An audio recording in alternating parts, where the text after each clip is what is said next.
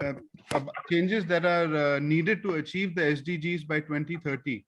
We now have just a shade over 7.5 years to go. So here, what we have is a session format that's a hybrid format. And it's divided into 3 parts where modalities such as a presentation by innovative social entrepreneurs will be viewed, short video screenings, panel discussions, audience poll questions, and then eventually a direct Q&A. So can we please mute ourselves? It's okay if whoever's not... And could we please play the video, the of official Catalyst video?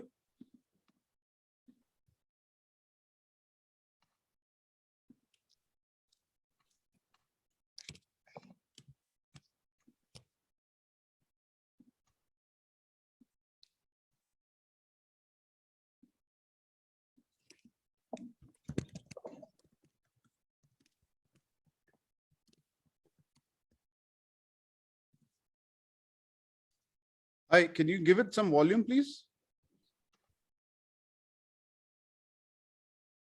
It seems to be muted.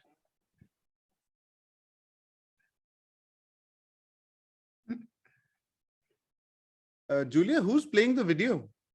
I'm not playing the video. Bhavani, are you playing the video?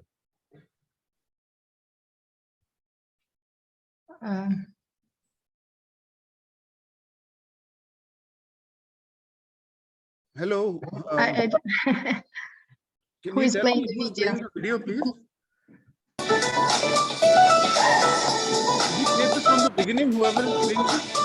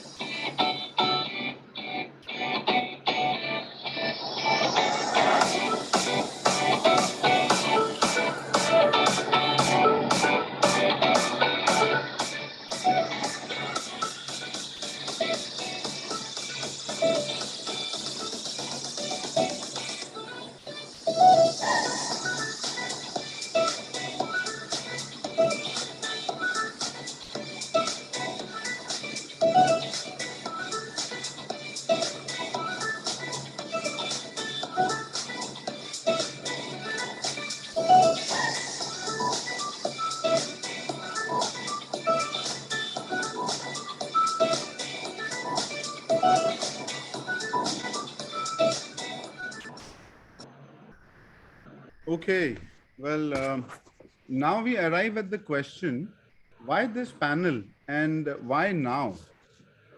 So as we enter a unique phase in the timeline of evolution of our species, we are collectively making a realization that we need to take a multidisciplinary approach towards addressing some of the most pressing challenges of our time: social equity, climate change, environmental degradation. If you will, Bhavani, could you please pull up the slides?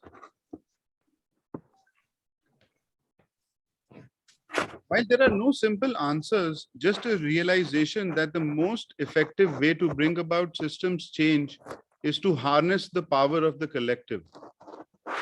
We'd like to present a short video now from the People's Report to help set the tone and the context. So if you could play the video about, this is a thematic video on India, dramatic and thematic, with images and data from India on topics like basic needs, community, and environment.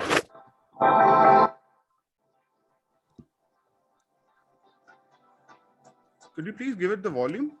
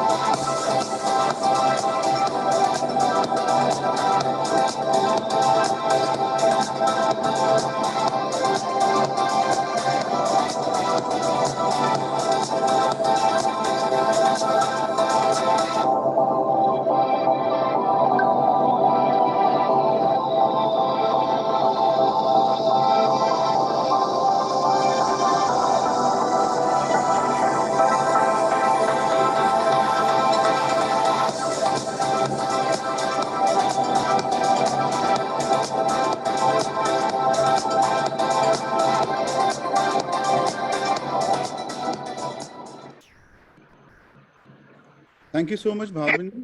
So now we have a small and a quick poll that we would like to circulate. So please take a few seconds and answer the poll, please. Are you all seeing the poll? Yes.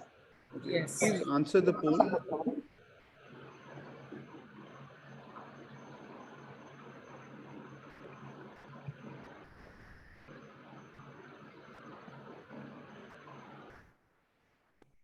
I would request all the participants, all the attendees to just take a few seconds and participate in the poll. This will really help us later.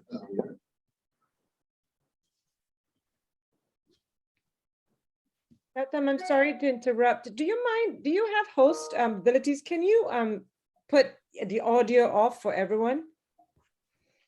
Yeah. Because I think we have one person in the group whose audio is on and well, now I'm not hearing it, but. It's just the two. Yeah, I can take care of that.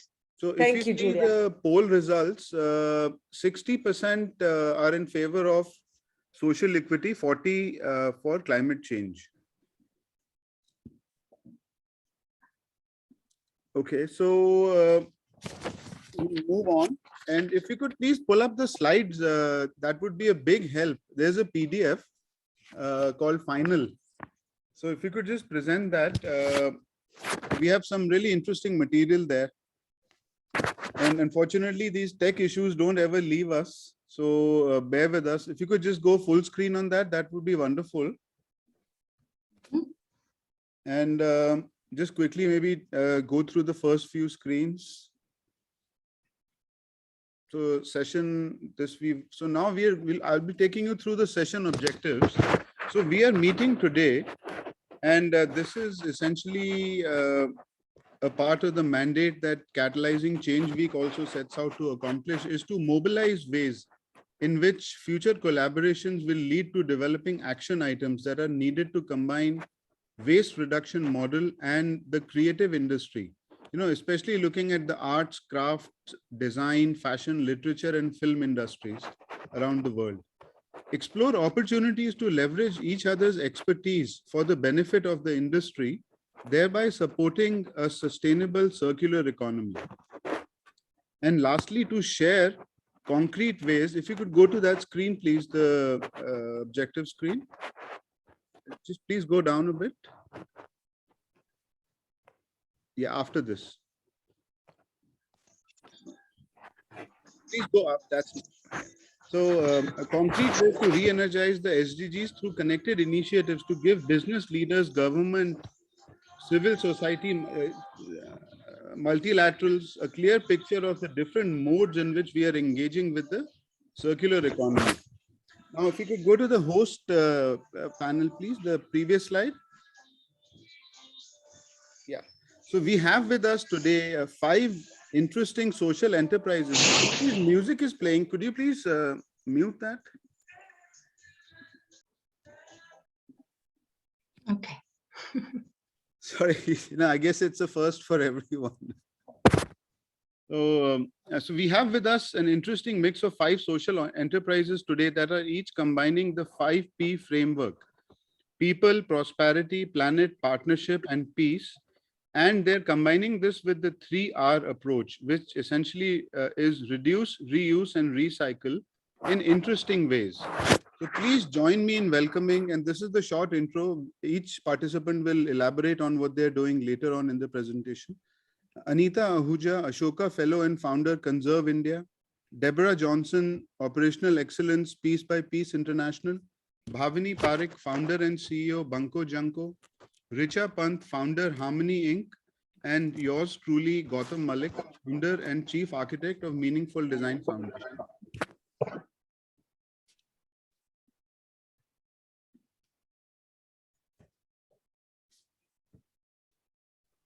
So now we will come to Act 1. This is to introduce to you Meaningful Design Foundation. And if you could, Meaningful Design Foundation essentially is a Delhi NCR based organization which is dedicated to connecting design actions to positive change. We think of ourselves as an energy that brings about positive disruption. We work as a lab that launches goal-driven initiatives to make the world a better place by accelerating the SDGs. At MDF, we want our organization to be many things, but we always want to keep the focus on building a better world. So the three initiatives that we have so far, there's Jaggery, which is a brand and a product based on waste reuse, which is our flagship initiative. With Jaggery, we are initiating climate change and social equity through a regenerative design lens, and we are able to pursue 11 of the 17 SDGs.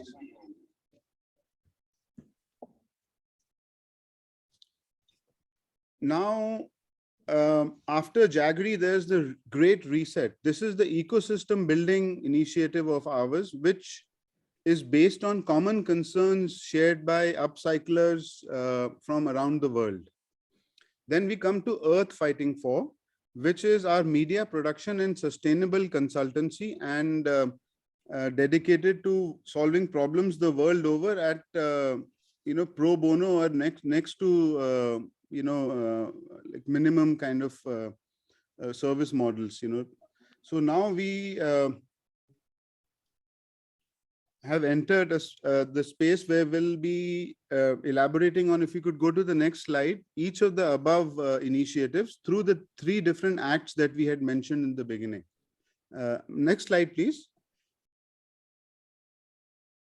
So with Act 2, which is called Let's Go Dumpster Diving with Jaggery, we will be showing you a short film of Jaggery, from the farm to table process. So we will take you through the tight streets of Delhi to an industrial junkyard to see how, to show you how we are able to source old seat belts, bring them to the workshop and make products out of them, and eventually launch them in the global market, and thereby causing change and behavior change. This is something that kind of glorifies the museum of fade. It takes upon challenges like big cultural tropes that entertainment and sports industry have cast on us, that glamour is the only thing that is fashionable and fast fashion. So this is our way to kind of change the direction a little bit.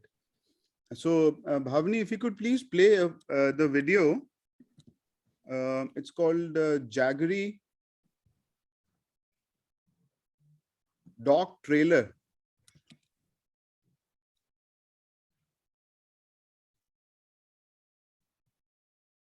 And please increase the volume.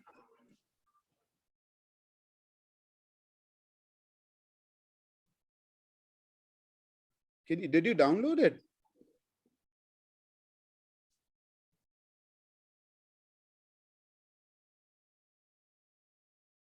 Please give it the volume. Praveen, I think you have to unmute yourself so we can all listen to the video. Thank you. Can you please play it from the start?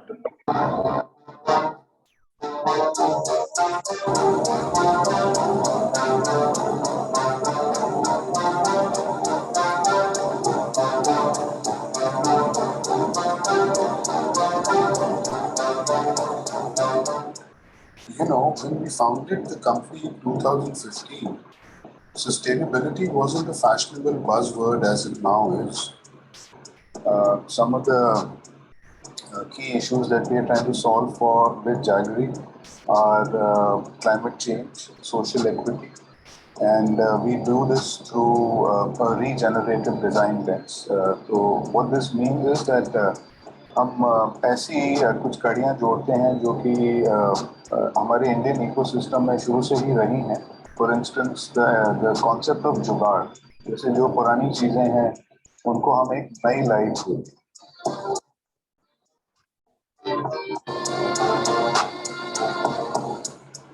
तो वो हमने journey जैसे start with products that lend themselves to becoming really durable outside material. So हमने जब सोचा कि हम bags बनाएंगे तो वहाँ पे हमें seat belt milli.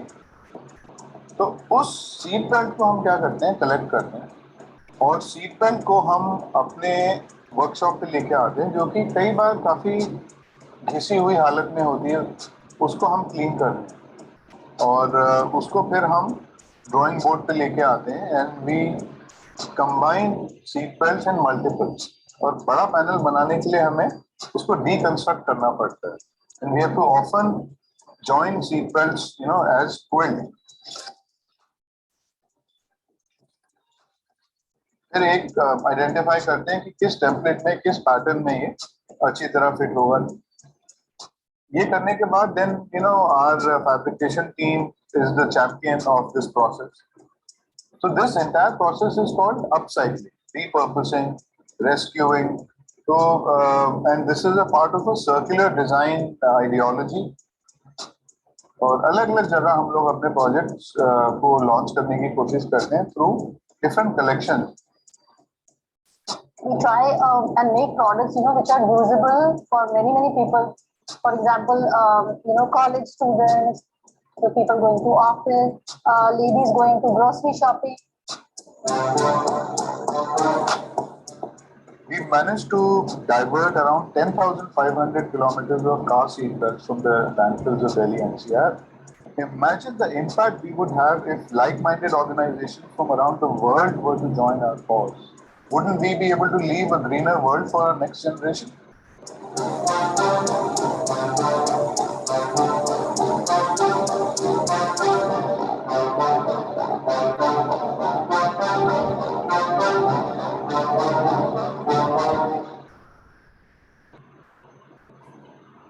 Thank you, Bhavani. With this, with the end of this video, we'll be entering our next poll.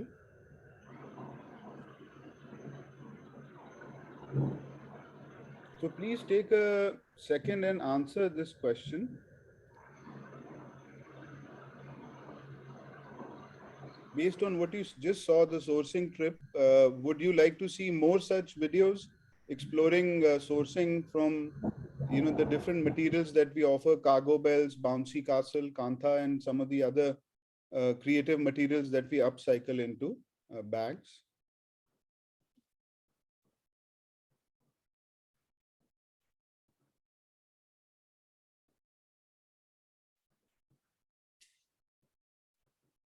Zero answers till now. Is the question not clear? No, I think the poll thing is not working. I did click, but it's not showing the result. Yes, maybe try to relaunch it again. Okay.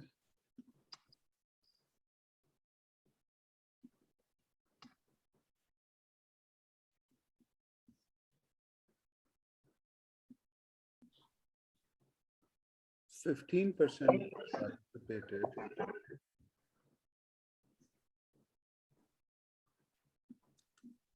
Okay. Unfortunately, that may not be an option on in Zoom right now. So we will just have to, if you open the presentation, Bhavani, this question is also posed there. So perhaps answer this question in the chat box. That would be really helpful. I'll just cut and paste this there. So for all those who weren't able to answer it, please take a second to answer this in the chat window.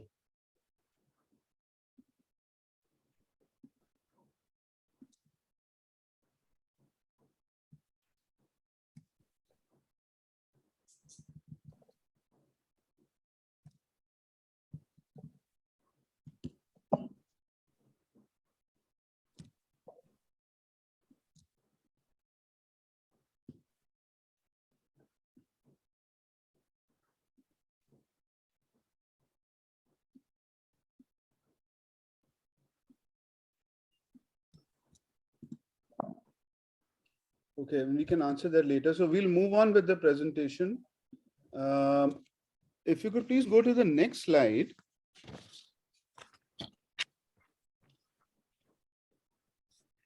So now we come to the point where as mankind, we are trying to address the whole idea that the things and the systems and the models that are currently in place are not cutting it for us. So in a way, we are asking for the great revolution, and a great revolution is not going to happen by itself. For that, we need the great reset, and hence the great reset.network. We present to you the idea. So with this, I would like to invite Anita Ahuja from Conserve India to please, take it on from here.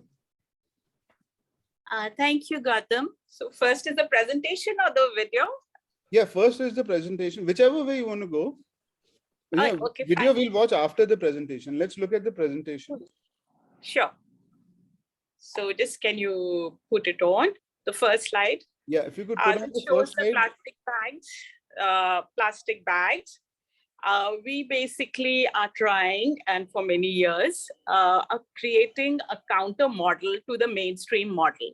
When you think of plastic, you think of large factories and which have a lot of machines and you think always in terms of factories have to be large, especially if it's connected with plastic.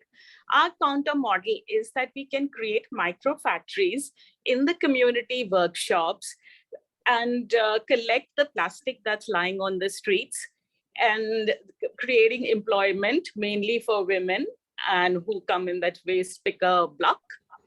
So without displacing the community, we are trying to take the factories and where the waste is and where the community is. So I'll just run through some figures. Next slide.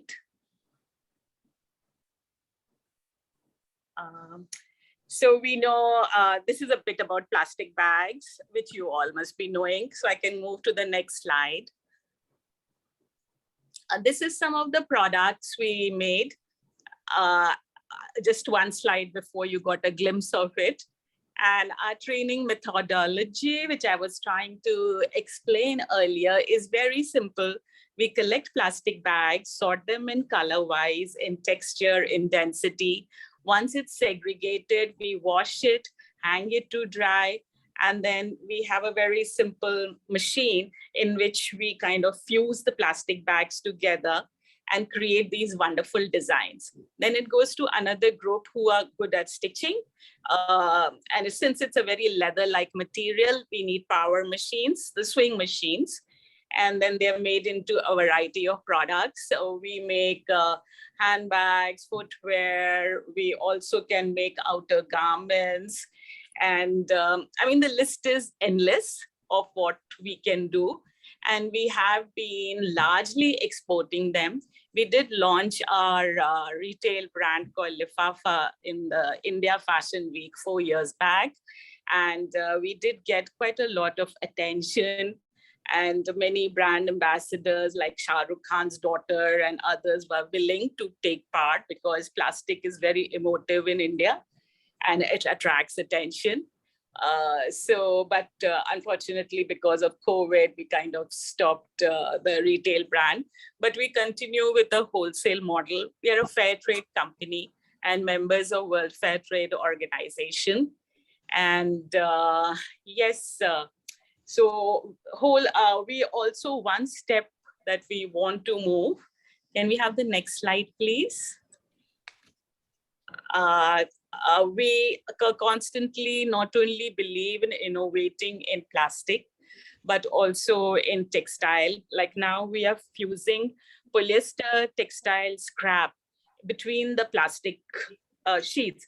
And what we have discovered through our experimentation, that there is so much of polyester in our landfill sites because polyester is cheap, but it's very bright, durable, and it's got all the bright colors. So 99% of Indian market of sarees is basically now polyester. Very few of us own natural fiber in a huge quantity. So we take this polyesters and we fuse it with the plastic. So that is one of our innovations. We have also done other innovations like you can see in this slide. And I believe that social enterprises, in order to create the kind of social and environmental impact that we want to achieve, it is very important to drive innovation, which is suited to our countries and our weather and our population and our waste. Because we know that our waste is not particularly rich. We are a poor country with a poor waste. So our technology should be based on that.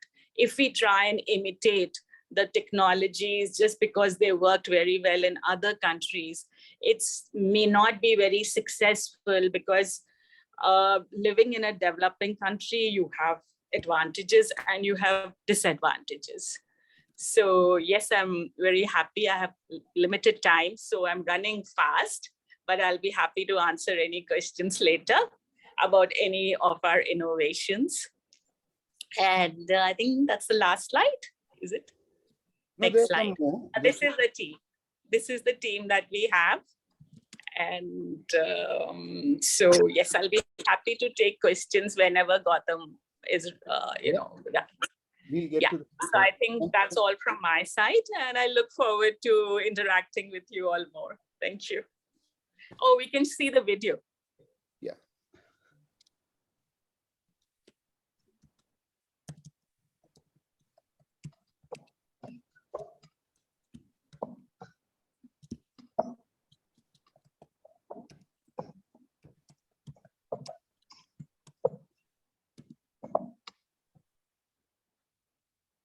Shall I share? Yes, sure. Please play the video, Bhavani.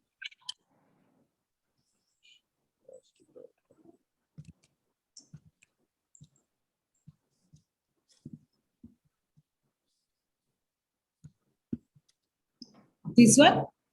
Conserve video. So it is not there. Sorry.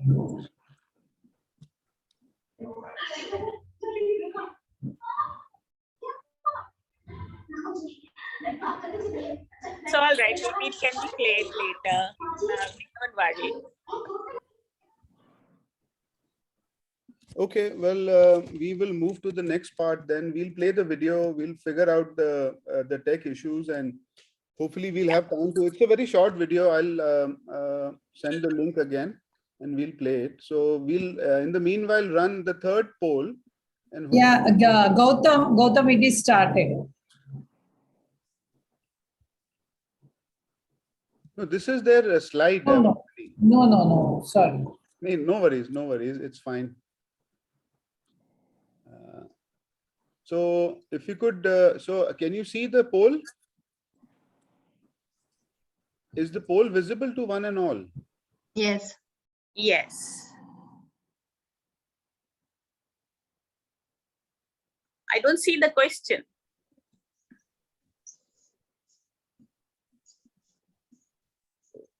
The question.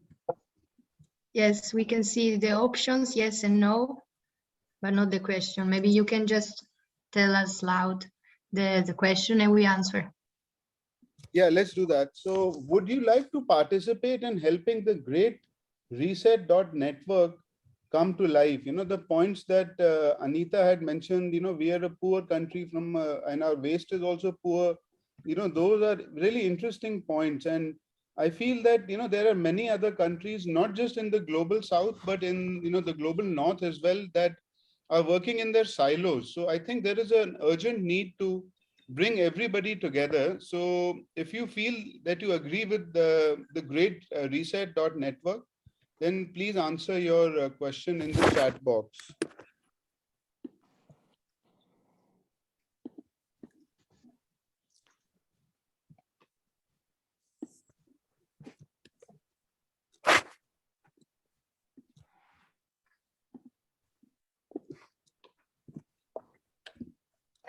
Straightforward single question, audience poll, yes or no.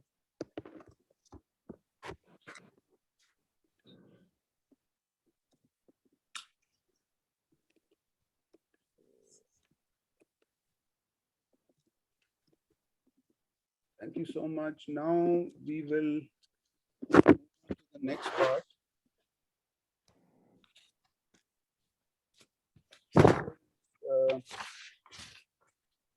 To invite Bhavani onto the stage, and if there's anything like the stage, Bhavani, over to you. Please present to us, you know, your idea, what you're working on currently, and you know, what are your plans for the future?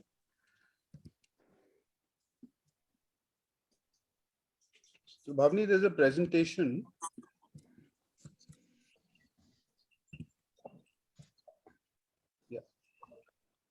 Bhavini, you're on mute. Okay, can I share? Yeah, please share. Over to you, Bhavini.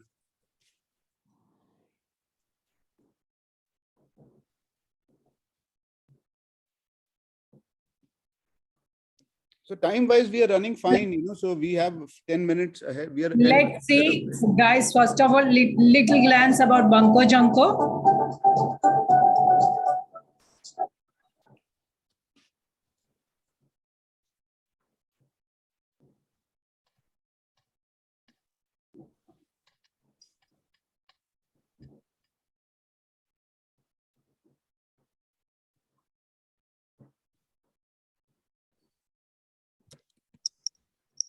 Let me introduce ourselves.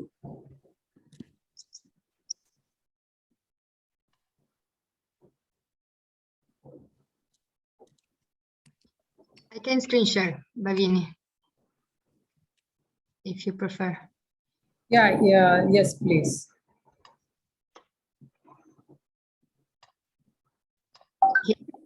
Correct? Oh, yes, thank you. Thank you so much.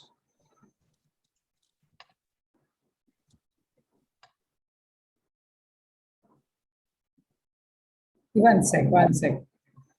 Yeah, hello everyone. This is Bhavini here from Bunko Junko. Today, textile industry, our mission is to make the fashion sustainable. Today, can you believe the next slide, please?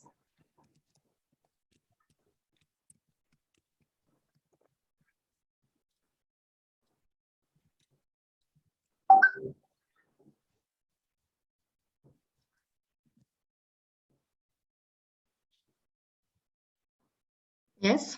Yes. Okay. Fine. Let me bring out the ugly faces of the fashion.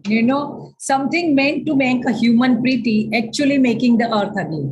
It is the second most polluting industry in the world. Today, large fashion brands uses the sweatshop model where there is the inhuman conditions. Clothes are made as a result. Overall, if we see 18 billion meters of the clothes are wasted every year and it reaches to the landfill. We actually make 400 meters of the fabrics, and from that 80 billion meters of the fabrics are meters of the clothes are wasted. Bunko Junko is here to change that. Next. As a first, here it is shown the data how it works. So textile is collected, and the upcycling is we are doing it. So today textile industry is the highest polluting industry in the world, and 80% of the textile goes to the landfill. During the manufacturing process, 15% of the textile goes to the landfill. As my experience, I would like to share about myself. I am in the fashion industry for more than 30 years. And in 2007, I started my own manufacturing for the white labeling. So from designing to packaging, we used to do, but the other companies' brand. So that is a white labeling. And during that time, I came across lots of the textile scraps. And I said, I can't throw it. I mean, as we were working with the Indian fabrics, handmade fabrics and all that things, and I said, I can't throw it off, just, and started making some garments and everything and using for myself, my daughter, and like that. Everyone was liking it. My daughter told me, I will do the exhibitions. And she started doing the exhibitions, and we were getting a very good response. After that, in 2018, we thought we will make some brand up from that. And we started this brand Bunko Junko in 2018 November. So next slide, please. So about this Bunko Junko is not only about environmental sustainability, it is about the women empowerment. We train the women, we help them to generate the livelihood. And this is not from this starting the Bunko Junko, women empowerment, everything, but it is from the base. From the 1990s, I used to work with the women. When I've started in 1990s, I went to one company and said, I want to do something, if you can give us. They said, how many pieces you can do? I said 5-6 pieces. They said, no, we need 100 pieces in a day. And I requested them, but they didn't give it. But one guy told me, you go to the Lila Lace. Where I went there, then I told them, I want the please give me the such type of the work that is a surface ornamentation work. And they said, no, how many, as usual, here also they asked me how many women you have. I said 5. Here they said 5, 10 ke liye na bola. Then I said, okay, 25, 15 to 25. Then they said, okay, we can't give for this. We need 100 pieces in a day. I said, please, if you can give us the chance. They said, yeah, you look educated and everything, and we can give you the chance, but 1 week ka time and you have to give us 100 pieces. I said, fine. I took it to the home and I went to told my maid ki Mausi aapke area mein kya kaam karte hain, means what the people do work in your area. And then we went there and took the pieces and give them the work. They said, no, we don't know how to do this. I told them, you know how to hold the needle and thread, everything, leave it on me. And like that, my journey started. And at that time, I had given the work to the one home. So 3-4 ladies in a one home. And in the evening, I had more than 10 women came to my home. They want the work. And within a 1 week, we have 1 month, we had 30 women, you know. And like this, my giving the work, helping them to generate the livelihood, training, and all that things started. And for the surface ornamentation work. Next slide. So Bunko Junko, as how we what we do in the Bunko Junko. As a first step, we collect the scrap from the manufacturing unit. We sanitize and segregate based on their color, size, and the thickness of the fabrics, and how we can go best. How can they convert into the garment best? You know, we then make the fabrics, home furnishings. Next slide. Home furnishing, garment, accessories, and as a zero waste policy. We utilize remaining scrap to make thank you cards, story page, visiting card from this. These are actually made by the women from the villages. And see, now in this slide, you can see the textile scraps, and then it is converted into, it is segregated into the sizes and all the things, and then color wise. So once we get the color accordingly, we make the products depending on the colors and everything. So this is just the glance of this. And not only that, we are also working with the rescue homes, shelter homes, and many more. Yeah, and so that these women can get back to the society with the respectable life. Next. So Bunko Junko is a glimpse of some of the Bunko Junko. Yeah, Bunko Junko is a unique, it is a style. We have more than 10,000 and active local as well as international customers. 80% of the repeat customers. And we are more than 20 to 25 online stores, as well as we are in 7 to 8 offline stores. We are also doing the collaborations with the many local brands as well as international brands. Next slide. So see, this is just the glimpse of the Bunko Junko's product. So this is the blazer. So these all are the unique products. You know, here is the impact of the Bunko Junko. Bunko Junko is already created. We have created and ensured that 368 tons of the waste has not been reached to the landfills, have been converted to the beautiful garments, and as a result, 270 billion gallons of the water been saved. 2,970 tons carbon emission prevented, and more than 1,000 women are working with us on a job work basis who have sustainably livelihood because of Bunko Junko. We are making fashion and earth humanity beautiful, one cloth at a time. Next. So this is just the this is our factory. We are located in Goregaon, Jaikoch, in Mumbai, Maharashtra. And next. This is a glimpse of, we not only do make the garments, but we try to create maximum awareness to the society, help the student to learn and to be entrepreneur in upcycling things. Today, the need of these entrepreneurs. So here I would like to share one experience. When I was doing the workshop with the students in the colleges, they asked me, some of them, ma'am, you are into the business and you are teaching the how to do the upcycling to the students. You are not means you are not creating your competitors. I said, no, I am supporting the people for Hamrai, means to work with us together, you know. So this is like that. Next. So this is a glance of the workshops we do. We do the training in the shelter homes, juvenile centers, many more. And we have done more than 20 colleges, schools in Mumbai. And just now we have done in Himachal Pradesh everywhere for upcycling training to help the women to learn about the entrepreneurships in the upcycling business opportunity. Next.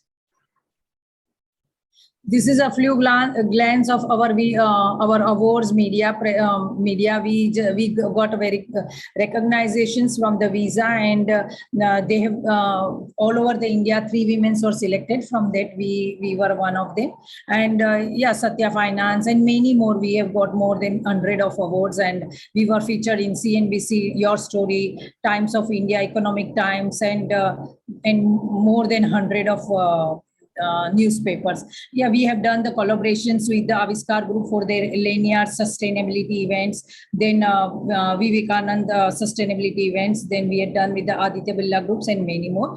And just now we are in a few stores in Bangalore, in Goa, in Mumbai, and yeah, we are also looking for the collaborations from the international market to have offline stores. Next. So yeah, this is the back, I will not say back, but they are the front faces of the Bunko Junko. So because of them, we also have the Raju Bhatia ma'am. She's from the educational faculty, and she's also supporting us. And yeah, that's because of their true spirit. Bunko Junko woman, Bunko Junko is in the woman who actually make it happen. And I'm the Bhavini, I'm the founder of Bunko Junko, and I'm in fashion industry, as I told you, from so many years. Next. Thank you. Thank you so much. That was a wonderful presentation, and really, see how passionate you are about bringing about change and empowering women at the grassroots level. It's just wonderful. So with that, I'd like to invite Richa to this sub-act of the Great Reset. And Richa, if you will, please introduce yourself and what is it that you're doing to address the SDGs? Sure, Gautam. Thank you so much for the invite, and very happy to be here at the platform. It's so, I mean, I really feel excited the fact that I'm meeting so many of your entrepreneurs who are working around circular economy, and you're using waste as a resource and making such fashionable and quality products. I think we need an organization that wants to kind of talk about these journeys that you have undertaken, and that's where I come in. If I can have my presentation on the slides, so I'll just briefly share with you what I do, and yeah. So unlike all of you, my journey is very new. I started about 7 months back. And primarily my aim is to kind of become a bridge. So the Harmony Inc., we are a bridge between the startups such as yourselves who are working on promoting SDG 13 and 12, largely because they are the causes that I'm very passionate about, which is climate change and responsible consumption production. So this is the segment that I'm looking at, and how we can connect you all to India Inc. So that's the kind of, connection that Harmony brings in. Just to share about myself, if we can go to the next slide, please. I've been in industry for over 17 years, largely in the CSR and sustainability space. Did my social work from Delhi University, moved with the not-for-profit sector for some time, and then switched to CII Chambers of Commerce, and thereon my journey with the corporate sector started. So I've worked with auto ancillary, I worked with pharmaceuticals, telecom, and lastly, financial services. While dealing with these corporates, I realized that there was a trust deficit whenever they would work with the not-for-profits or social enterprises. And that's a space, possibly we saw that, they could not understand each other's language. Not-for-profits were very passionate, and the social enterprise were very passionate about their cause, but they could not translate their cause into outcomes or indicators, the measurable indicators. Whereas the corporate was looking at these kind of measurable indicators. This is just one example that created a trust deficit. I wanted to bring these two together, and now that you all know that there is so much of focus on sustainability for the last 2 years, especially since the pandemic started, it's become a business case for all of the stakeholders to work together towards these causes, especially towards SDG 12 and 13, because it impacts their own businesses. So I felt that this is the time that I can leave corporate sector and start something of my own, where we can get these two set of stakeholders together, work on common causes, and then and we are able to meet certain goals, specifically the ones towards reducing carbon. We've seen in all industry across, whether it is manufacturing or services, that companies have taken goals such as becoming carbon neutral, water positive, but they cannot do it alone, right? And this trust deficit needs to go. So to get all the stakeholders together, what we do is we do capacity building workshops for not-for-profits. If you can go to the next slide, please, I'll just share with you. Okay, so the goals, I think the highlight is not coming, but I wanted to share some of the goals that I'm highlighting. Just go back to the previous. So that's, yeah, so that's SDG 12 and 13, climate action, responsible consumption production. Linked to that, as Anita rightly said, you know, so it's no poverty and zero hunger. So it's all linked to it. These are the goals that we worked on. Next slide, please. Yeah, so we build capacity of not-for-profits. Largely, we've been working with, you know, not-for-profits who are dealing with women empowerment. So both, you know, Anita and Bhavini, your work, you know, dealing with women. So we interact with organizations such as Seva Bharat, who are also working on arts and crafts and promoting entrepreneurship at a very smaller level. So a smaller level in the sense that at a very rural or a semi-rural level, but they've created large large producer companies, but then they also don't know how to market their cause, you know. So we're building their capacities on that. We're building their capacities on financial literacy and digital financial literacy, because this is something, again, you know, some enterprise or not-for-profit is with regards to technology, and women and finance go hand in hand. I mean, if a woman is not knowing about basics of financial literacy, specifically digital financial literacy, then, you know, she misses out on large part of our empowerment is actually gets missed out. So we do capacity building of not-for-profits. Impact travelogue is again something which I'm very passionate about. In fact, you know, I've been meeting a lot of entrepreneurs such as yourselves who are doing such incredible work. We bring these stories, we have a dialogue, we share a set of questions, we have a dialogue, understand the founder's journey. You know, you all must have started with certain challenges, you've scaled it up, now you've got customers, some of you are getting great recognition also. Bhavani, tremendous recognition you've been getting, you know, I mean, there's so much more potential globally as well as in India. So, you know, getting that out. So that's something that we've been doing, just to share a few examples, I'll just go to the next slide. Yeah, so before coming to the examples, we also do these two service offerings, which is building ESG roadmap for the mid-sized corporates. Again, coming back to the point that, you know, the corporates are now mandated to do, you know, social responsibility or sustainability reporting by the government of India also. So SEBI has mandated now companies to report on sustainability. So they need to do these, you know, they need to have these indicators. But like I mentioned, they need partners, they need social enterprises, they need startups who are working on it, they need not-for-profits. So all of them have to come together. So we guide them as to how the stakeholders can come together and they can meet their goals towards that. So developing ESG roadmap. And this is not just from environment and social, but also governance angle, which is becoming now another very important indicator for the corporates to work if they want to, you know, take forward the ESG roadmap. Then we also do something called business aligned CSR. Again, in my professional experience, I've seen that a philanthropy is not sustainable. So corporates increasingly are tying up with not-for-profits who understand CSR philosophy and how closely the CSR cause is aligned to their business interest. And that's what we feel very strongly, that companies should also look at tying up with startups and social enterprises such as yours, and not always with the not-for-profits, because yours is like something which is sustainable and scalable.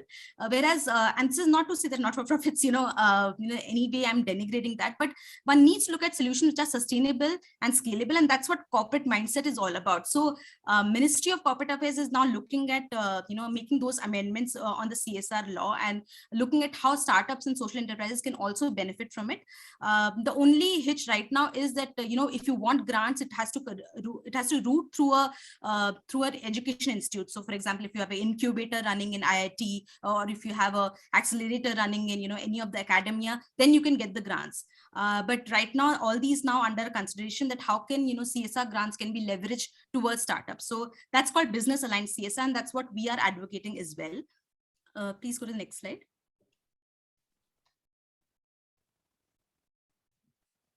Yeah, so this is something that I mentioned about Impact Travelogue. We've covered people like Shankar Venkateshwaran, who was head of Tata Sustainability Group and now partner of eCube Investment Advisory, which has been launched by Mr. Dr. Mukund Rajan. You all might be knowing that, he was the Chief Ethics Officer of the Tata Sons. Neelam Chibber, so, she's in fact here at the CCW as well. So we've covered her story, and we wanted to bring that as a best practices for other startups also to look at it and to get that story to the corporate India also, which is now looking at sustainable sourcing in a very serious manner. Just 2 days back, we have things coming like how can we make this sustainable sourcing mandatory for the corporate? So they have to now do it. So it's no more something which is good to do or a tick mark items. They have to do it. So bringing these stories out is very important. They still don't know where do we find these startups? Where do we go to these social enterprises? So Harmony Inc. aims to bring these two together. Just to share again, next slide, please. So we've covered Ranana Jhabwalaji from Seva Bharat. We're also working with them on, like I mentioned, on entrepreneurship and digital financial literacy program for the rural women. Recently, I covered Drive Learning Resource Center and a school also, which is built on sustainable philosophy based at Pune. Next, please. So upcoming, of course, I met Gautam a few months back, and we've seen the work of Jaggery, and he's already shared. So it's a work around circular economy, and there are not too many enterprises who are looking at that. Obviously, now I know that there's Anita also, and there's Bhavleen also. So of course, I will be in touch with them. Again, upcoming next is. This is again a M2P is a fintech startup which is working on something a diversity. They've come up with a program for the women who leave their jobs due to maternity, but they take them back on full salary without any discrimination. And there are very few startups who are doing work around diversity, equity, and inclusion as a focus, but startups using this is something which is very unique and innovative. So we went to Chennai and we captured that story. So these are a few upcoming impact travelogues. Next, please. So just like I mentioned, this is a program that we did with Seva Bharat, and we intend to do that in Delhi, Rajasthan, and West Bengal, covering women on digital financial literacy. It's a peer learning program, reaching out to about 50,000 community members through Train the Trainer program. So we train a set of women on the digital financial transaction literacy, and they go and train further women on these aspects. We have tied up with National Payment Corporation of India, which is a government body for promoting digital modes of payment. And this goes like from state to state. So this is what we've been doing, and we are these two verticals have been growing pretty fast within the last 7 months of our journey. Yeah, so that's about it. If you have to kind of, if similar enterprises working on specifically on SDG 5, 12, and 13. So women, obviously, that's a cause. Again, I've been working across all my different sectors, and 12, 13, like I mentioned, it's just inherently ingrained. I'm very passionate about these, and especially from a startup perspective, because like we believe that that's more sustainable rather than you just giving one-time grant or, philanthropic way. So that's something which we can look at. I want to just highlight one thing, and that's a call to action. As you all know, I mean, I think just day before yesterday, we know that, unicorns are emerging. And there are already 100 unicorns, and by 2025 they're going to be 250 unicorns in India. Now that's a capital that we all can tap, and that's it's a patient capital that can work for about 10 to 15 years, and we can look at from a strategic philanthropy point of view. Why I say strategic philanthropy is because it will be outcome based. So the call to action is, can we all create a platform where we can get investors from the startup community, whether it is fintech, edutech, all these startups who have become unicorn and want to give back, and then channelize those resources for the startups who are working on sustainability.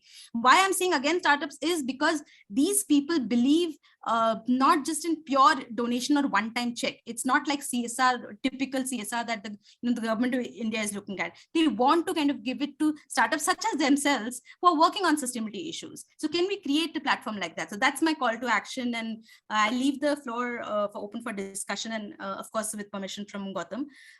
Yeah, that's about it. Thank you so much. We would like to play a quick video that Richa has prepared for her initiative. So if I could request Bhavani or Julia, one of you, to please play her video. There's a video called Harmony Inc. in the video folder on the drive.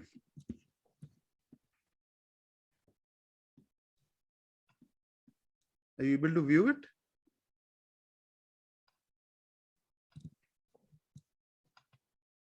Julia, can I ask you to please play that?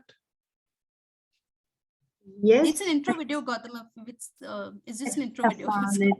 So you want to skip the video? I mean, it's about harmonying. If you want to play it, it's Yes, 2 seconds. absolutely. We would love to play Sure, it. sure. Let's play it. It's Okay. not a long video. It's a I short think I video. found it. Here.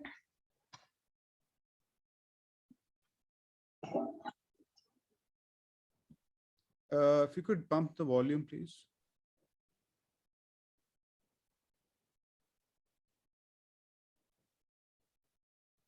I think you might want to increase the volume. Of sustainable development goals, thus becoming value chain partners of each other.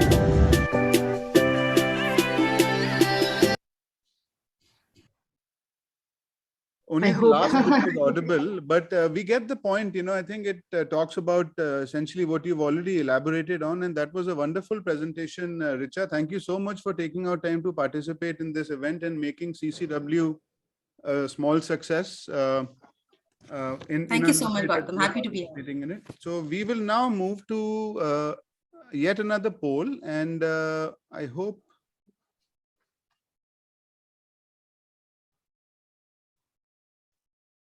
the poll question is clear. We have been asking non-profits to start a for-profit arm for their sustenance. Do you agree or disagree with this statement? Normally we see models which are singular, right? Either it's a non-profit organization which doesn't have any tentacles, which are for-profit, or the other way around, you know, for-profit organizations that have nothing to do with the CSR, charity, philanthropy. So how about a merged, like a model which kind of mandates that every company has to have two arms that complement each other? So that's the context of this question, of this poll.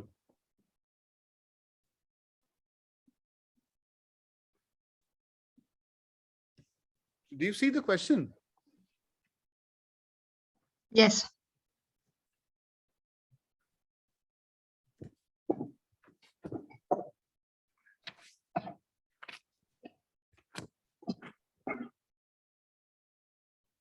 Great. Thank you so much.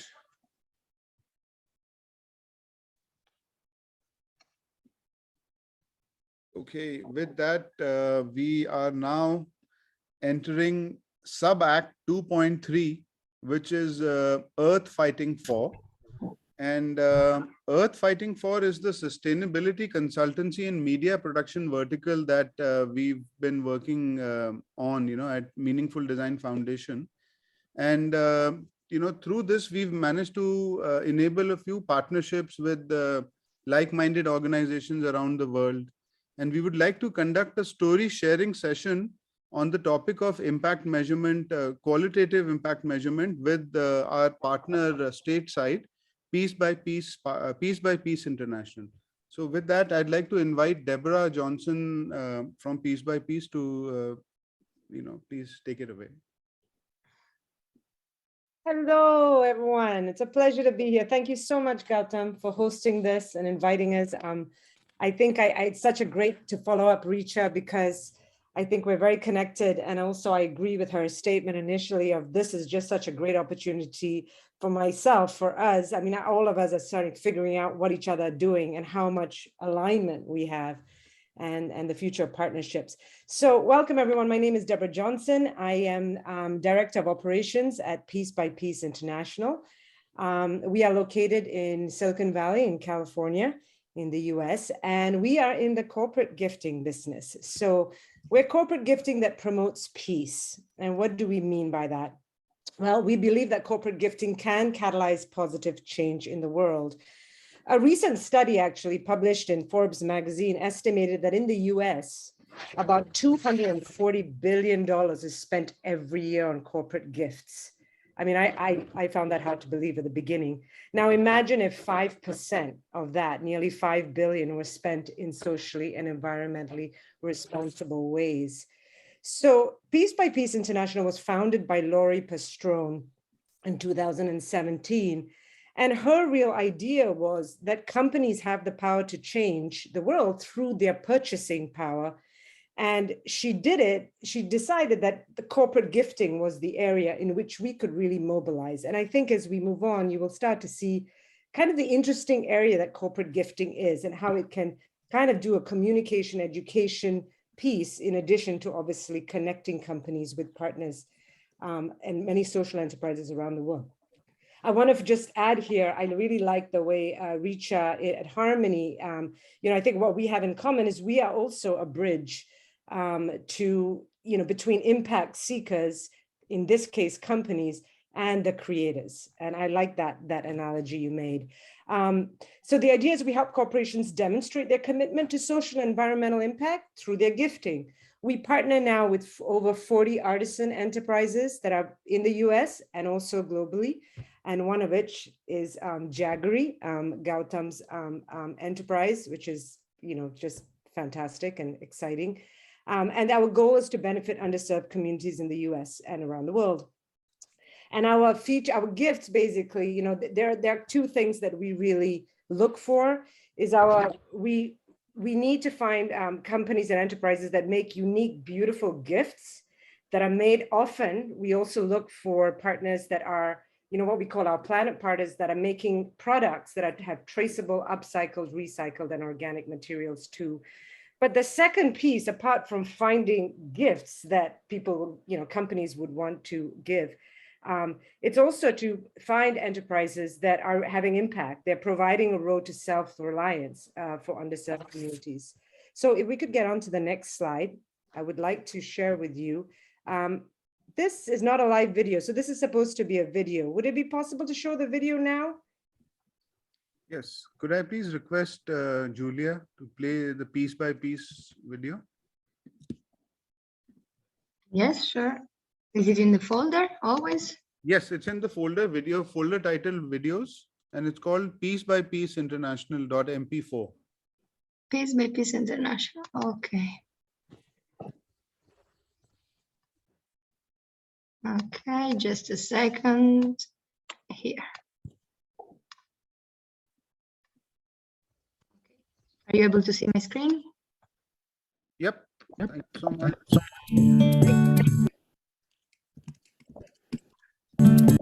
In the United States and globally, Piece by Piece International partners with underserved communities to create stunning, unique corporate gifts. We help companies show that they care while gifting memorably and thoughtfully to their employees, clients, and stakeholders. Our over 30 groups of artisans, cooks, and farmers have proven creative skills, some even turning environmental waste into beautiful business and personal accessories. These communities have faced obstacles that make it hard to change the direction of their lives and make a living. From homelessness to incarceration to the devastating effects of war and climate change. Recipients are delighted to learn about the impact their gifts make on individual lives.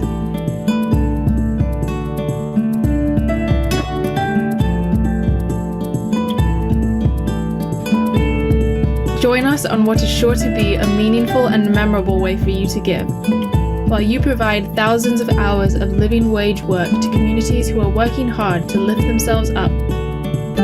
It's the true spirit of giving.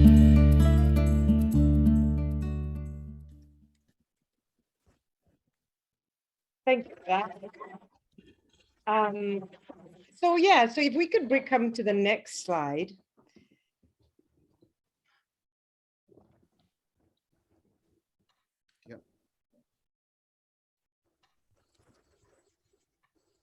So that I can talk to you a little bit about what our key values are that connect obviously to the SDGs.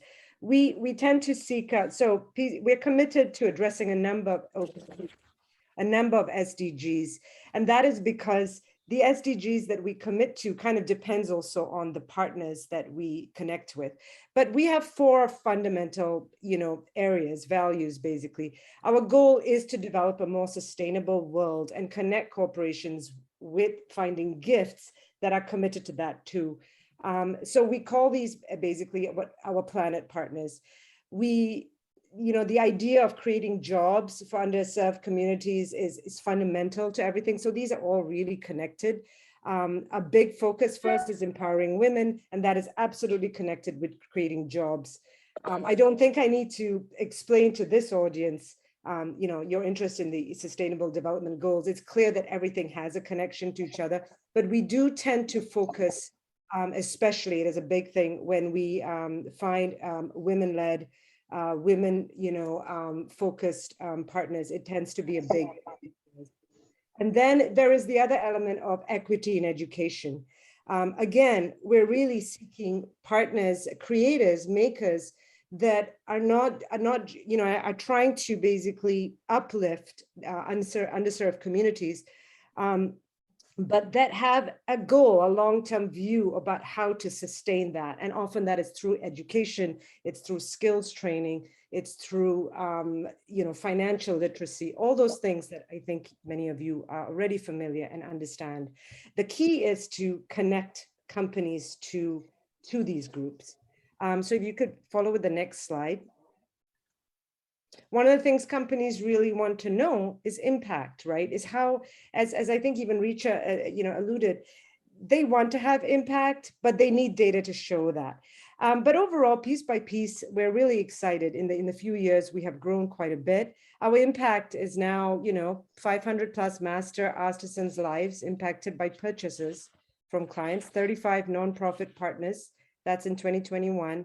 And over 220 handcrafted, sustainably sourced gift products. Next slide, please. So just to give you an idea, a lot of what we do at Piece by Piece is to kind of talk to clients, think about what it is, they will have ideas about what kind of impact they might have. It may be focused fundamentally on empowering women. It may be focused on environmental concerns, whatever it is that they want their gift to communicate. So I just want to backtrack something I didn't say at the beginning. Corporate gifting is all about fundamentally relationship building, but there is an education piece to it. So while corporate gifting has traditionally been about building better relationships with your employees or building better relationships with future clients and customers or current clients and customers, there is also a piece about indicating what the company's vision is and desire for impact, so that employees feel that the company is doing good, right? So a big part of what we do is approach them, and then they tell us what kind of focus they want to have within that social environmental impact. So here would be an example of a little package that we would put together, in which we would say to the client, here are two, let's say the client, in this case, it was someone who wanted to have it was all about the environment, but focusing on planet partners. And here we have fanny packs created by the Jaggery Group, made from unclaimed, unused bouncy castles. And here's the lovely picture of the bouncy castles. And then we would also align that with a water bottle purchased, a water bottle made by Ocean Bottles. And these are really an interesting product, because every water bottle that is purchased results in the retrieval of 1,000 plastic bottles from some of the world's most polluted waterways. I just wanted to show you a little bit about the way that we kind of, when we think about what gifts to put together, it's basically designed on what it is the company wants to have impact on. Can you move to the next slide, please? So when we're trying to help a company measure its gift impact, we have a storytelling approach.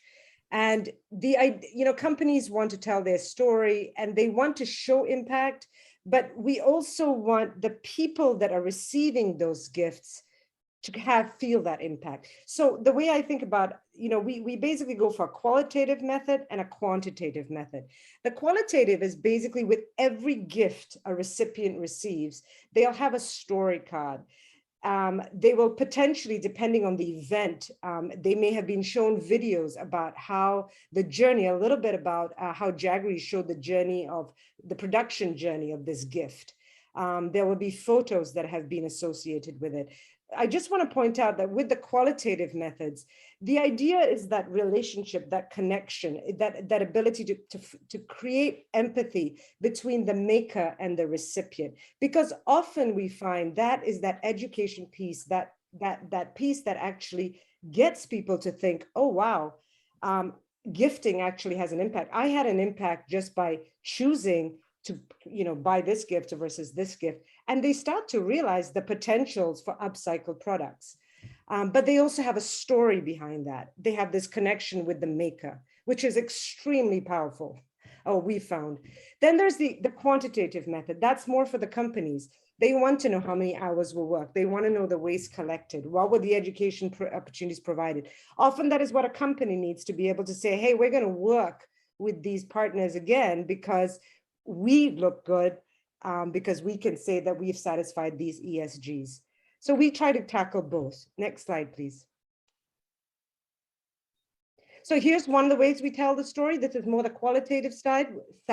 With every gift, we tell the story of the actual company. In this case, Daman is one of our partners that produces sustainably handcrafted leather goods. They are based in Haiti. And a recipient of one of the gifts will see this.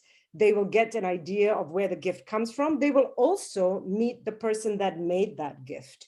And they meet them through this story card. Next slide, please. Sometimes companies are creating gifts for an event, and it's an internal event. Let's say it's for an employee event. And, a little bit of it is employees want to know that their company is doing good. So here, for example, is an impact card that we just created for the Chan Zuckerberg initiative. And it was all about the sustainable ocean bottle. But a big part of what we have done in partnership with Ocean Bottle, who've created these great infographics, but it's to say with the bottle that you're holding, okay, that all of you are holding at this event, here is the impact, the specific number impact of the exact gift that has been created. So we try to be as targeted. So it's not a global impact of the whole company, but it's specific. So they purchased 240 bottles, and this is the impact they had. Next slide, please. And just to wrap up as a kind of call to action and a summary, I think our experience is, I think many of us understand the storytelling approach and the importance of showing impact. Many companies want to address the SDGs. As you all know, it's good for business. And right now they're under pressure to do so, but they need the data. And often with our partners, one of the things that we try to encourage, and it's amazing just to watch how far ahead many of you already are, but is to help us get that data to them. They want to know how many hours they want to know that specific impact because they need it. I don't think I need to explain more.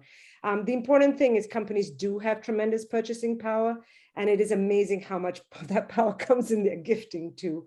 But the storytelling approaches we find are powerful when the recipient feels connected. There is something direct from maker to recipient. Any way we can do that takes it just a little bit further. There's an education component to it. The recipient, if they feel they have a chance to learn something new, many times they don't realize that the product that they're holding came from seatbelts. For example, some of the stuff that Jaggery does. When recipients are amazed what is possible in the upcycling world, they're just not exposed to it, and they didn't even realize. And so sometimes, whether it's a card or whether it's just some way of learning something new, is a really it actually is like a, it's a bulb, it's a real eye opener. They need to be given the option to track progress. And so, knowing that they have impact, and let's say we get an ocean bottle this time, next time you get the gift again for somebody else and they see that it's grown. I think any way to track progress is really helpful, and it needs to be hopeful. As much as everybody's we're all a little bit selfish. We want to know we're doing good, but we kind of want the good news. So I think what we have found is trying to tell that impact story in a way that's hopeful, and at the same time is kind of finding a connection directly with the recipient. And that is the way we kind of try to move forward and move the SDGs. And I really thank you for your attention, and I'm taking any questions after this, with Gautam's permission. Yeah, we'll have a few minutes for some Q&As as well. I'll just thank you so much. I'd like to thank you, Deborah, for making such an impactful and a wonderful presentation. And I'm sure, this will set the tone for future collaborations to come out. And I'm sure there are, if nothing else, at least 100 unique manufacturers that are already a part of the Catalyst ecosystem will reach out to you, or, new doors will open for new, collaborations to happen through the bridge that you mentioned, the piece by piece. And, hopefully there'll be peace in the world, and, we'll be able to make merry. So with that, I would like to launch the 5th and final poll for this session. If you will, please take a few seconds and answer the question. And this is the fun piece, that we are all a part of. Consumption, is ingrained in our ecosystem. And, but, we don't really have a budget as such that's dedicated to it. So what percentage of your shopping budget goes into buying products by social enterprises? If you could just take a few seconds and answer this, that would be wonderful.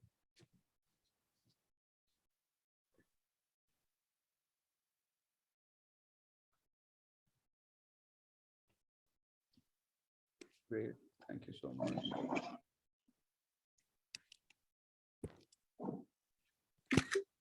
So have you all been able to see the results? I think it's about 5 to 10% is where it lies currently. So that's great. That's good news for conscious makers like us around the world. All right. So with that, we've almost reached the closing remarks and the Q&A. I'd like to say that these ideas have been handpicked because with each we can address at least a minimum of 12 SDGs, and I'll get to that later. Also, thematically, it becomes essential to address this because we are trying to accomplish something which is incredibly difficult here, shifting the mainstream perception. And of the 17 goals, number 13 calls for urgent action to combat climate change and its impacts. But all of the goals influence climate change. That's an important part to understand, and vice versa. We can't look at them in isolation. They're all interconnected. We will make little progress on climate action without accelerating Goal 7 on affordable and clean energy, for instance, or Goal 12 on responsible consumption and production, which is a common theme in most social enterprises who presented tonight. Climate solutions can support the goals, such as through just a transition to renewable energy centered on providing decent work, the focus on Goal 8, or through developing resilient infrastructure, Goal 9. And with that, I'd like to open the podium for any questions if there are.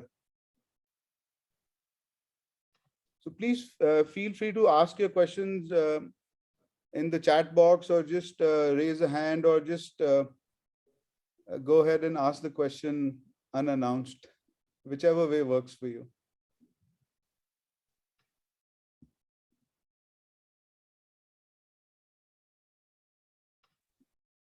I have a question. Yes, please go ahead. Yeah, I actually had a question for Bhavani. How do you, Bhavani, what's the effort on your part, or how do you collect your impact data? You had a lot of really interesting numbers, and the number of people you have employed, the hours worked, but I imagine that is actually quite tricky. I mean, like, so how do you? Yeah. Yes. So what we do, whatever the amounts of kgs we collect it, we first measure it, how much. So we, for making the garment also, we see how much. So while giving the joining the fabrics, like if we are making joining the fabric patchwork, for that we give it to them 2.5 kg of the fabrics. Then how much fabrics will come? It means we have a total data, not on a manual data, not on a digital, means not on a any technology or anything, but we have in an Excel sheet or something like that. See, now if we are giving one women's that 2.5 kg of the fabric scraps, and how much we are getting it. We have the strict with them. You will not, because we are working for saving the landfills, you will not waste it, So when we are giving them 2.5 kg, that how much we are getting back from that, and how much meter we are making, because there is not the fix, depending on the fabrics, the weight comes. like that. For that things we also have the data. Then secondly, as I have told, that carbon emissions and everything, for that also we calculate per how much textile scraps we saved per kg, and per kg how much carbon emissions saved. And if we this fabrics is made, if the dyeing process, it would have gone to the dyeing process, how much water will be used, like that we work on a reverse way and calculate the data. So while making one shirt also, how much of the fabric scraps we use. But yeah, we are not able to mention it on each and every product on the website, because sometimes like the blazer, sometimes the blazer is 5 kg or sometimes it may be 2 kg, So there is all the things is a different. That is the challenge we are just now facing. Otherwise, we have that calculation systems. Yeah, no, thank you. Because I think it's really, that's to me a tricky point. It's so easy to say, everybody go get data for every little thing you do. I mean, it's really a challenge, and it kind of gets to a point where it's not productive. Yes. But what I'm curious to know is there, and this is something I'm curious about all our makers, and we're thinking about this now, what information are you using when you do your CO2 emission data? Who are you going to?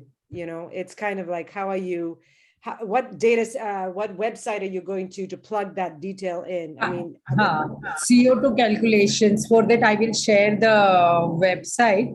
But there is how much textile scrap is saved from the landfill. Then that you have to per kg. That I have the calculation, so that I will share it in from my data sheet. Yes. Yeah, I'm just curious to know how.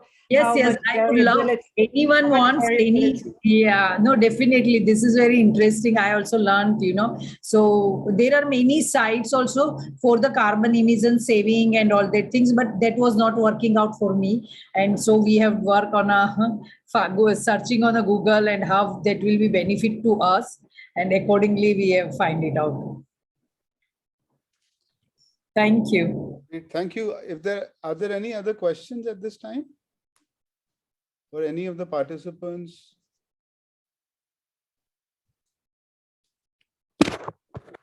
Well, with that, we'd like to thank every one of the attendees who took out time to attend our session on day one. I know it's been a long day after the inauguration and we must have all been really tired, but thank you for making this a possibility. Oh, I see one hand. Yes, Mr. Roberto, please ask your question, sir. Hello, you're on mute. So if you could unmute and ask your question. No, I should be unmute now. I was just clapping my hands for the initiative and for the presentations. Thank you so much. It was, there was no question. No questions, but this is a compliment for the group. So thank you so much, Roberto. This means a lot, we are touching somebody's soul, in which part of the world are you from? I'm from Italy.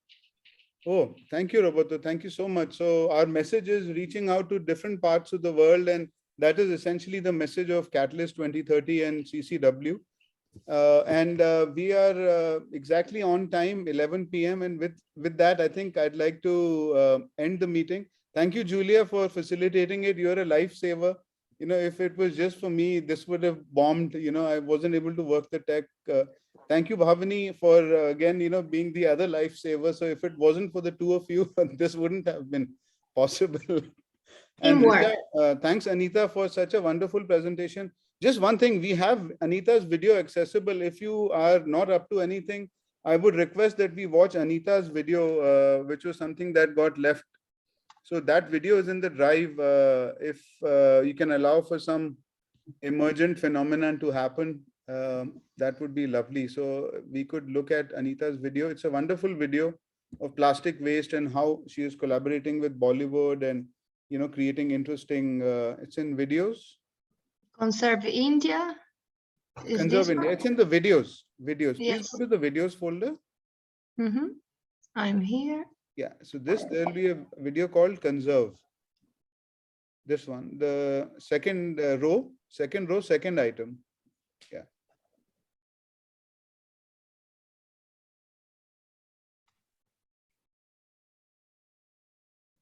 There's no volume.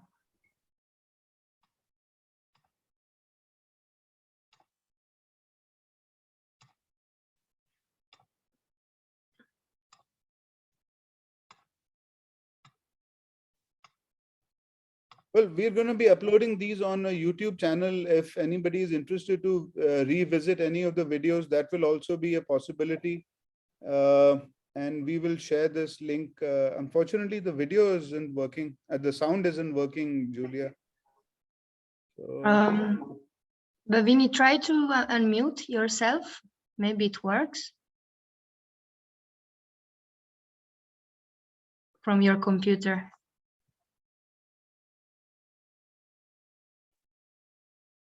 let's just look at it as a silent video, like an old video. With even then, it's very emotive and it will convey the message. I can explain. This is the Bollywood language. We have play it from the beginning. I would request you to play it from the beginning. This Bollywood, the colors, because in our Hindi language, we don't have many colors, while in English language, every shade has a name. Of garbage every day, out of which only 28% of waste is treated. At Conserve, they have found a way to sustainably treat and upcycle low-density plastic into high-fashion products, while offering dignity of labor to one of the most exploited strata in the society, the rag pickers. I'm Anita and I'm the founder of Conserve, which was formed in 1998. They decided to work with waste, which is easily available in the country, and the most abundant resource in that waste is plastic. Groups of rag pickers in the slums have been trained to segregate the type of waste they require and sort them into different colors. Most of these communities are not even familiar with the colors as they don't speak a common language. Noticing Bollywood as a commonality amongst all of India's population, Conserve developed a sorting mechanism where each Bollywood actor represents a shade of polythene. The sorted plastics are then sent to a self-help group where they are washed using organic cleansing agents and then put to dry. After being thoroughly dried, they are then processed into sheets. The final product is then fabricated from these sheets. A high fashion product is then produced, bearing the exact colors of the recycled plastic. Bags are also made from milk packets, seat belts, tires, and textile waste products. I'm Kanika Ahuja. I'm a director at Conserve HRP. How Conserve is structured is as a social entrepreneurship company. There is a non-profit arm called Conserve India, which is the NGO, and there is a for-profit arm called Conserve HRP. We started Conserve HRP as a means to drive a sustainable business. The profits from Conserve HRP are used to maintain continuity in the NGO's activities. This is a proven business model that converts plastic waste to fashion. HRP is an upcycled fabric which can revolutionize waste management and the fashion industry. It's time to explore its full potential. It's time to maximize social impact.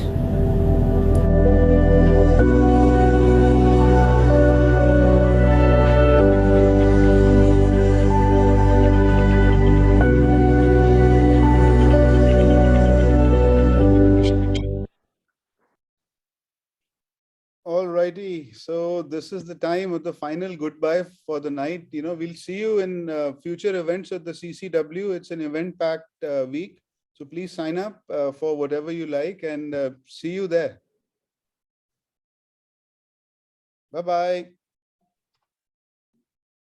Thank you, Gautam. Everyone, thanks, Bhavani, Anita, Richa, Julia. Thank you, Gautam. Thank you all for lovely presentations. Thank you so much. Abhishant, Roberto, Thank you. My mother's also here, Usha. Thanks, Loas. Thanks, everybody. Bye-bye.